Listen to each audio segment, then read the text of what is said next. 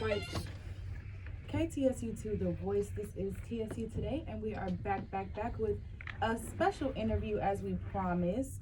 Now we have Miss Nicole in the building. She is TSU alumni and also a media journalism and PR background. She has a media. Well, she was working with TMZ at the start of her media career, and she was an entertainment host, a beauty content writer for Hollywood Unlocked, one of my new favorite platforms, and AfterBuzz TV. So she's interviewed celebrities such as Kevin Hart, Megan Good, Devon Franklin, Regina Hall, and more. So she also has a blog named the Melanated Muse and is partnered with a luxury Black-owned skincare line called Skin, which I personally have been using this week. So thank you, Nicole, for coming out today. Yes, thank you for having me. I'm excited. Me too. So let's get right on into it. My first question, what topics do you touch on in your blog? Because I haven't got a chance to look at it yet. I've just been checking out the skincare stuff because I'm obsessed with skincare. But what do you exactly talk about in your blog? Yeah, definitely check it out, you guys. It's melynatedmuse.com, and basically it's a lifestyle blog, but it's primarily focused on beauty, specifically in skincare, to educate women of color. Okay, we'd love to see it. So, you're doing all these amazing things in media and PR. Asia did mention that you are a TSU alum. So how did Texas Southern kind of prepare you for being in that type of field, because it is very cutthroat? Yes, it's definitely cutthroat. So here's the thing. I had experience in the industry prior to coming to TSU. I was attending a 2-year college, and I did a lot of internships. Foxholes Radio was my very, very first internship. And then once that ended, I found it difficult to find more internships, especially paid ones. So eventually I started my own blog site that actually catered to entertainers in the film and music industry, and I just kind of turned that into my own internship, and that's kind of what led to the interviews like with Kevin Hart and different things of that nature. Once I transferred back to TSU, just the support system that I had at the School of Communications, because I was a journalism major at the time, they really helped me develop my confidence and kind of just going back out there. I was, being older now and everything like that. So just really having a strong support system helped me to prepare for those careers. All right, that's amazing. So I was reading your bio briefly, and I understand that you're from Southern California. I am. So how did a young lady from Southern California end up in Texas, and did your background in Southern California and your experiences in Texas in any how shape the route you chose with entrepreneurship and the business you're now operating? It did. It's very interesting. So here's the thing. So I'm 33 now, right? I first attended TSU back in 2004. I know it sounds like I'm like 100 years old, but at the time when I heard about TSU, it's not like someone came on our high school campus and said, encouraged us to attend an HBCU. At the time, my uncle was a head track coach here at Texas Southern. He still is, I believe. And pretty much that's how I found out. So my family encouraged me and said, hey, why don't you attend an HBCU? I had no idea what an HBCU was. I didn't know. So when I came to enroll, it was a pure culture shock to me. I've never seen so many beautiful Black people all in one place getting their education. And so at the time when I went, I was a theater major, believe it or not, and went for a year. It was an amazing experience, but I was still confused at what I wanted to do, and I didn't feel the need to stay somewhere, spend thousands of dollars if I wasn't sure what I wanted to do. And then I knew you didn't need a degree to be in acting. So I moved back to California in 2005. We go through our life experiences. We're trying to figure out what we want to do. And then in 2013 is when I decided, I'm going to go back and get my education. So I wanted to save money, went to junior college, and then I transferred back to TSU because I wanted to get what I thought was going to be an HBCU experience. Of course, it was completely different. Now we have a new president. Now there's a whole new change in experience. And so just in terms of how it led to me going into entrepreneurship, that was just kind of through the journey of me going back to California, coming back to Houston, graduating, and then just kind of going all over again. So you talked about how you came in 2014, came back, And we were talking a little bit off air about this, and we're going to touch on it a little bit right before we get into this break. But how was it different from your first experience in 03, 04 to 2013 with the other president and everything? Because we got a lot of presidential stuff going on right now. So explain to us exactly like what it was like for you. So coming back, returning in 2014, one, I noticed that the enrollment was a lot lower than it initially was. I want to say the culture on the campus had changed, and I'm sure we can touch more on that once we get back from the break. I was just really disappointed at what I saw. It wasn't the HBCU that I had seen, 10 years prior. Right. And then now, do you feel like it has kind of been restored back into the university, the HBCU feel, the family feel with the president that we've had for the last 4 years? Yeah, so just to kind of put things in context, so when I came back, there was a different president at the time. Before I graduated, we had President Austin, Dr. Lane, and I felt that he did restore, the campus unity and the culture of, the HBCU culture on campus. So, yeah. Yeah, I feel like a lot of people feel the same way, but we're going to go ahead and get into another music break really quickly, but we'll be back with this interview, so keep it locked. You know you're going to want to hear more. This is KTSU2, The Voice. From Texas Southern University, this is KTSU2 Sports for Thursday, February 6, 2020. I'm Jamel Matthew. We all can get Here's the your music 2-minute in, sports one recap. song. The Texas We gonna Southern bump you back University in, head so coach it's Clarence like it's gonna be McKinney the whole announced the I'm still addition waiting of for three my student orange box athletes from to a my 2020 It ain't coming soon. I've already expressed it to her in person. The TSU football team focused on the Right, defensive side of the ball. you just need to send out 5 boxes to He's Texas the Southern. celebrity. So do you know Jason Lee? Program, in addition to a highly rated long snapper. Yeah, we're not going to get into that. That's, yeah. Oh, we need to. Not on air, though. Okay. Yeah, I'm like, I don't want to. I did. I'm actually graduating in theater. Nice. Is Thomas Melanson still one of the? That's awesome. That's awesome. He's amazing. He's totally amazing. I just really like how supportive he is of the students and how he really is just involved, and involved in the students' career aspirations. Yeah, that's awesome. Wait, who's still there? Dr. Pollard. Is she? Is that a she? 48 to 44. Is she the bright skin? Yes. What? Stop. Oh my gosh, I thought she left. Yo, oh my gosh. I haven't seen her since 05. Wow.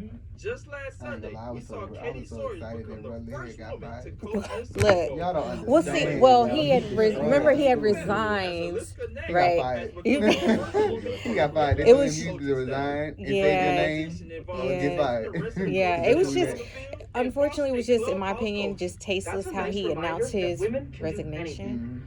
You know, he did it at Oh, no, you fine, right? He did it at a graduation.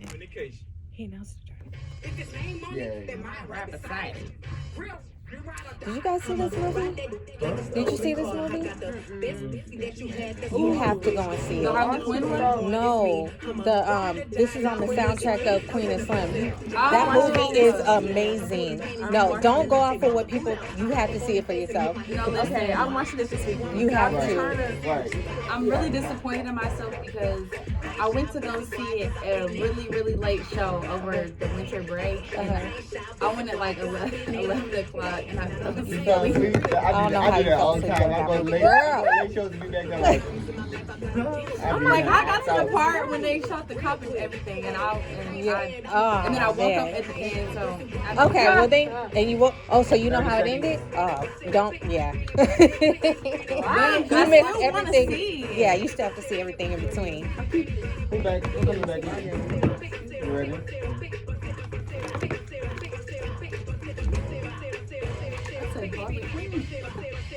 She got that one song with my 10 seconds.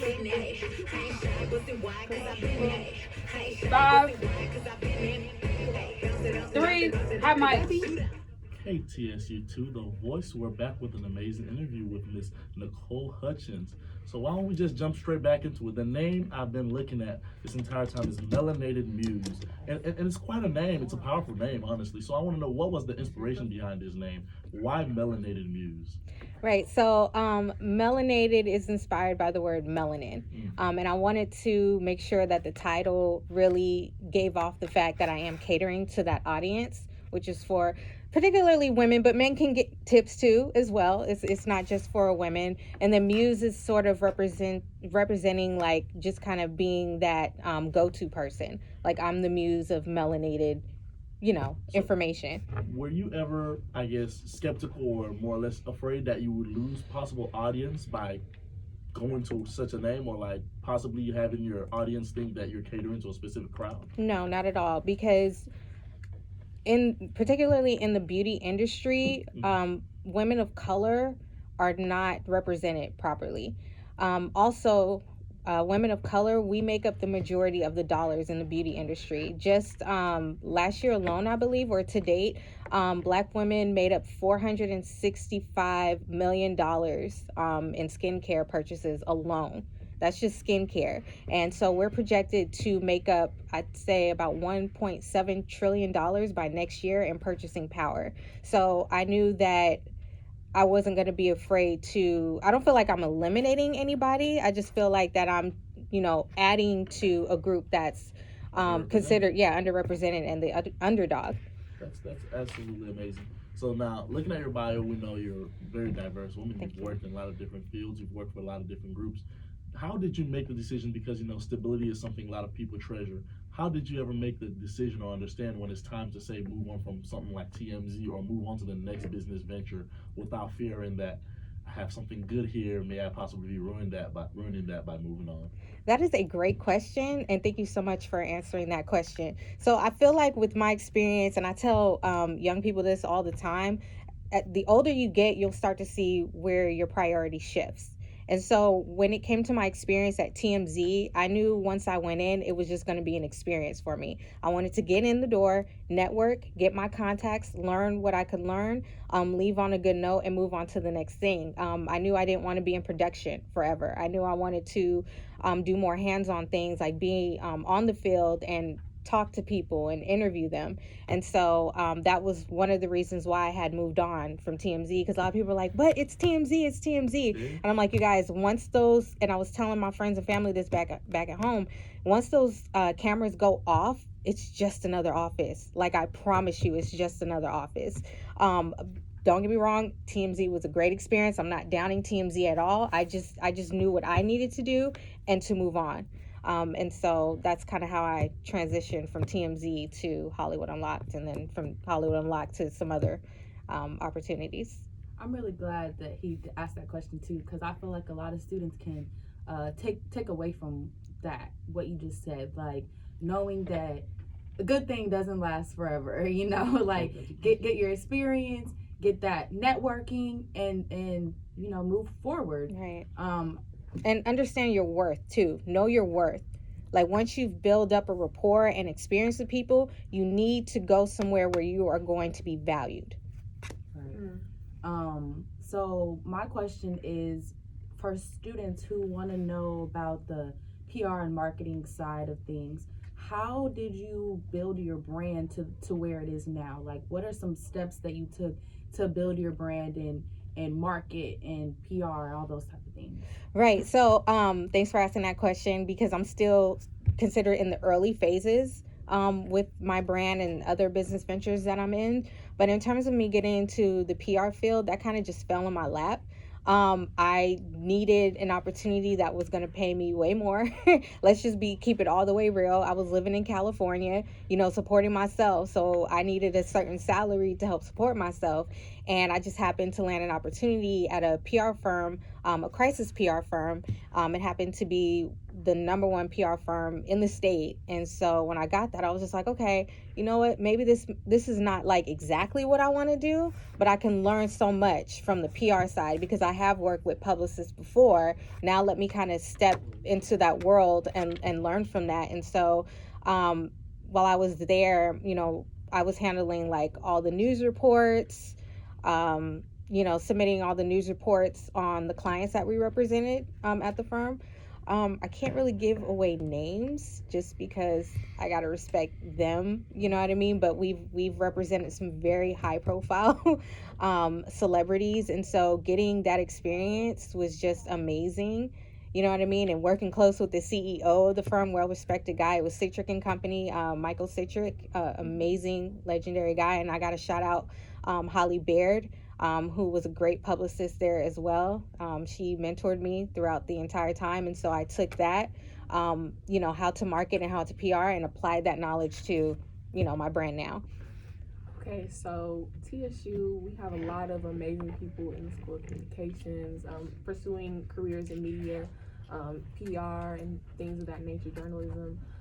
I just want to know, what do you feel the direction is going as far as like that particular field for Black creatives? In terms of the field of journalism, just in general, where it's going, Mm-hmm.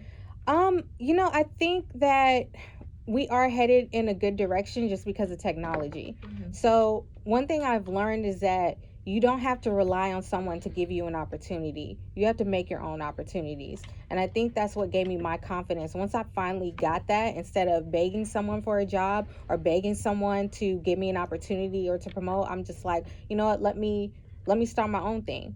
That's kind of where the inspiration came from, to start Melynatedmuse and getting involved in different partnerships that I'm involved in now. So I think it's heading in a good direction. Although I will say that we have to keep up with the times as well if we're going to be successful outside the classroom. And unfortunately, I'm trying to be respectful here. You know what I mean? Like, the School of Communications is a great school at Texas Southern University. I just think there could be more of a concerted effort to stay on top of what's new so that the students can be more prepared when they get out onto the field. Because let me tell you something, I'm just got to put this out here real quick. When I went to TMZ and I was I was doing production, but I wanted to do some writing as well. When I gave my writing sample, they were like, this is good, but you got to throw everything you learned, throw it out. That's not what we do here. I said, so I spent 2 years being taught this, and you're saying this can't be used here. Wow. That's a lot to think about. Yeah. So we're going to talk more off air. But if you guys, where can we find you? Really quick before we close out, where can we find you? What can we look forward to next in 2020? Yes. So you guys, I have 2 social media pages. If you're interested in the beauty page where I give all the information and tips, it's melynatedmuse. And if you want to follow me kind of on my day-to-day life, I give behind the scenes of what I do as an entrepreneur. You can follow me at The Real Nicole, and that's Nicole with a Y. All right. Thank you so much for coming and talking to us and dropping those gems. We're going to hear more from Nicole soon. 2020, stay connected. And also stay connected to KTSU too, because we got more interviews tomorrow and the next week. So keep it locked here on KTSU 2. My name is Asia Tilford. I'm Nahal Fumbler. I'm Janiyah Britton. And I'm Nicole Hutchins. Thank you for listening. This is KTSU 2, The Voice. Saw the police and they roll right past me. No question, didn't even